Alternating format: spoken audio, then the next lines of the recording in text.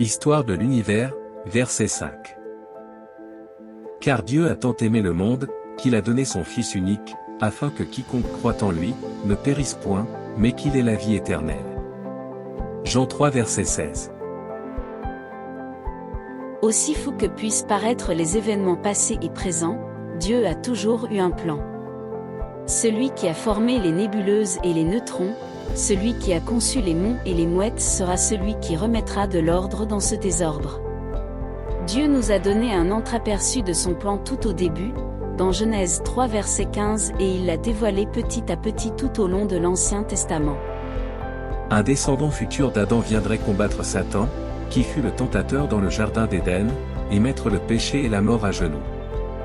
Mais ces anciennes prophéties ne décrivaient pas n'importe quel homme. Il serait aussi le Fils divin et royal. Le Créateur lui-même prendrait forme humaine et viendrait sur terre remettre les choses d'équerre.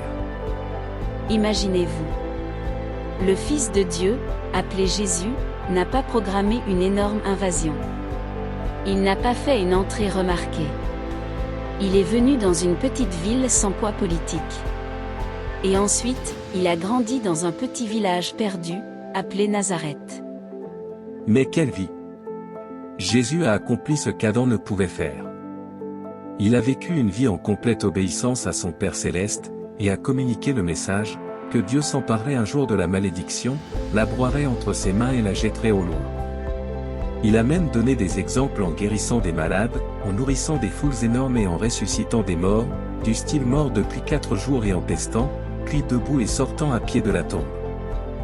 Bien entendu, l'obéissance de Jésus avait une fin prédéfinie, qu'un prophète à Jérusalem avait prédite bien des années auparavant. Quelle était cette fin?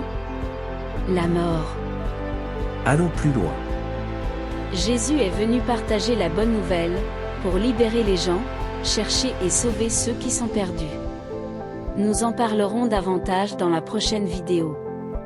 Il est venu offrir la vie, celle qui a été dérobée par la désobéissance d'Adam. Il a vraiment envahi notre monde déchu et a apporté la lumière dans les ténèbres.